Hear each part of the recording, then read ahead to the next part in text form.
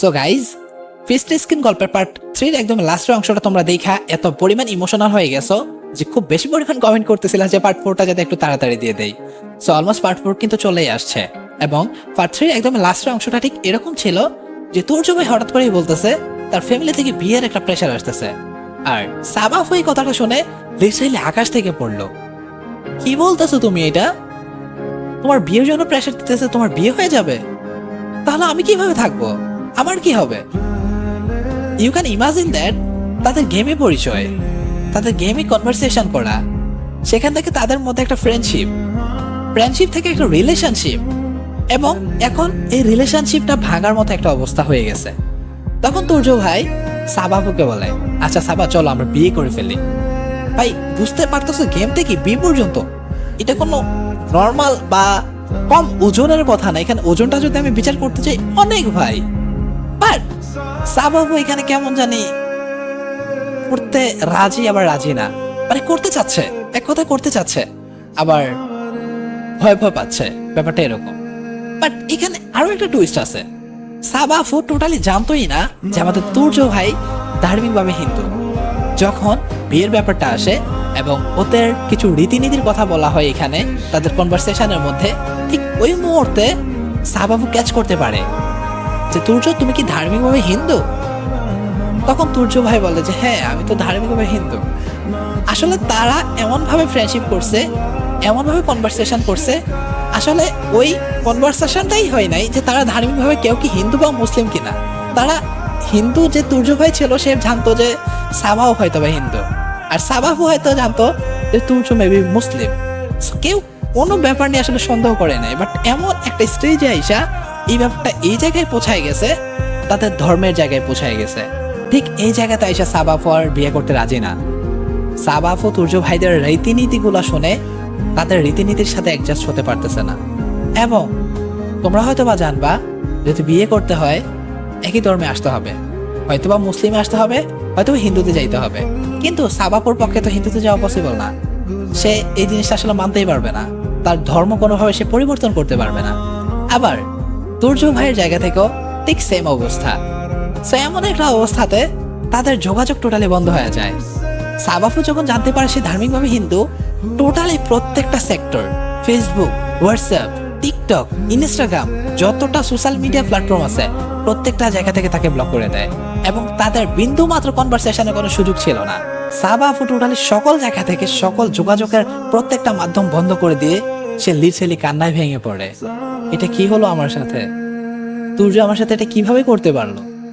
আমাদের এতদিনের যোগাযোগ, এতদিনের কনভারসেশন সে নিমিষেই নষ্ট করে দিল। সে ধার্মিকভাবে হিন্দু, আমার সাথে কথা বলতেছে, সমস্যা নাই, সে আমাকে জানাতো ব্যাপারটা, আমরা এতদূর আগাইতাম না। এখন আমার কি হবে?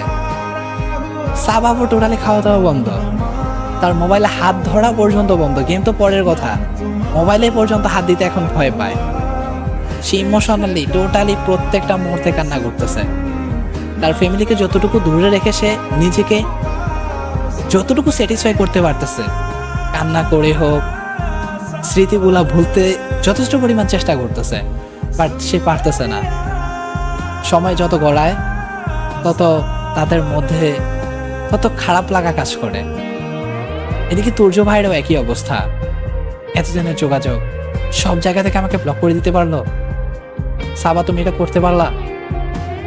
মানে তাদের মধ্যে থেকে দুজনের উপর দুজনের একটা রাগ তৈরি হয়ে যায়। কেন কেউ কেউ বললো না তারা ধার্মিকভাবে দুইজন একই না? এই কথাটা নিয়ে তাদের মধ্যে একটা নিজেদের মধ্যে অনুতপ্ত তো ছিলই, এবং রাগও ছিল যে কেন সে আমাকে বললো না। সো ঠিক এইভাবে প্রায় এক সপ্তাহের মতো সময় চলে যায়, এবং কোনো জায়গা থেকে তো কারোর সাথে কোনো রকম কনভারসেশন করার সুযোগই নাই।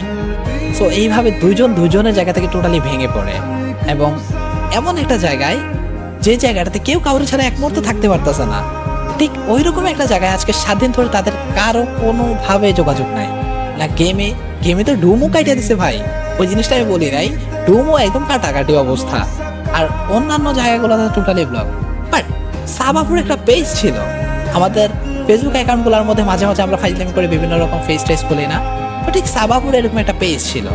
হঠাৎ করে আপু ওই পেজটার মধ্যে ঢুকে, এবং পেজের মধ্যে ঢুকে আপু লিটারেলি অবাক, এইখানে তো ওরে ব্লক করা হয় নাই, লিটারালি প্রায় 280-র উপরে মেসেজ, এবং 7 দিন ধরে যতগুলা মেসেজ করছে প্রত্যেকটা মেসেজ আছে এখানে, অনেকগুলা কল পর্যন্ত আছে। বাট ভয়েস থেকে শুরু করে সকল রকম মেসেজ, যখন সকল মেসেজগুলো দেখে, ভয়েসগুলো শোনে, আমাদের তুর্য ভাইয়ের ইমোশনাল কনভারসেশন এবং ইমোশনাল ভয়েসগুলো শোনার পর সে নিজে থেকেই দুর্বল হয়ে যায়। একটা মানুষের যদি মায়া থাকে, তুমি তার কথা শুনলে এমনিতেই দুর্বল হয়ে যাবা, আর যখন তুমি তার আবেগী কথা শুনবা, তার ভিতরকার ভাঙা কথাগুলো শুনবা, তখন তুমি অটোমেটিক দুর্বল হয়ে যাবা। সো সাবাফু ঠিক তেমনই, আবারও কেমন যেন দুর্বল হয়ে যায়, আবারও কেমন যেন তার সাথে কনভারসেশন করে, আবার রিপ্লাই করে, আবারও আস্তে আস্তে ব্লকগুলা খোলে, আবারও তারা নর্মালভাবে যোগাযোগ করার ট্রাই করে। ঠিক এইভাবে কথা বলতে বলতে তারা এমন একটা পর্যায়ে চলে যায় যে তাদের মধ্যে আবারও একটা সম্পর্ক তৈরি করার মতো একটা অবস্থা হয়ে যায়। মানে খুব একটা সময় লাগে নাই, ওই দিনই কথা বলতেছে প্রায় অনেকটা সময় নিয়ে। সো আমাদের তুর্য ভাই বলতেছে, আচ্ছা আমরা ফ্রেন্ড থাকি, অন্য কিছু না হই, তাহলে তো আর আমাদের মধ্যে কোনো রকম সমস্যা থাকবে না।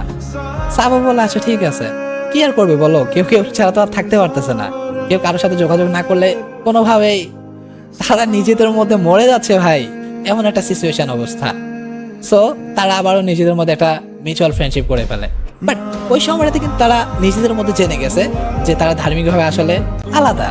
আবার তারা ঠিক আগের মতো কনভারসেশন করা শুরু করে, তাদের মধ্যে সেই আগের ফিলিংসটাও চলে আসে, তারা কেউ কেউ ছাড়া আবারও না থাকার মতো একটা অবস্থা হয়ে যায়। মাঝখানে একটা সপ্তাহ যে তাদের কিভাবে গেছে এটা বলার মতো ছিল না। তারা দুইজন আবারও কান্না করতে করতে তাদের ফ্রেন্ডশিপটা আবারও আগের মতো বিল্ড আপ করে। বাট ততদিন তো ওই ছেলেটার বিয়ের ফ্যামিলি নিয়ে একটু বেশি ঝামেলা চলতেছিল। বাট কোনো একটা কারণে তাদের তো ধার্মিকভাবে অনেক রীতিনীতি, স্বর্ণ দেওয়া, এই সেই অনেক পদক্ষেপ থাকে, এইসব রীতিনীতিগুলো মানতে গিয়ে বিয়েটা কোনো না কোনো ভাবে ভেঙে যায়। আর ঠিক এই জায়গাতে আইসা আমাদের আজকের পার্টটাও শেষ হয়ে যায়। সো গাইস, আজকের পার্টটা কেমন ছিল অবশ্যই কমেন্ট করে জানাবা। আর নেক্সট পার্টে এমন একটা টুইস্ট থাকতেছে, এইটা গল্পের পুরো মোড়টাকে হয়তো বা চেঞ্জ করে দিতে পারে। সো দেখা হচ্ছে নেক্সট ভিডিওতে। সবাই ভালো থাকবা, সুস্থ থাকবা। আল্লাহ হাফিজ গাইস, পিস।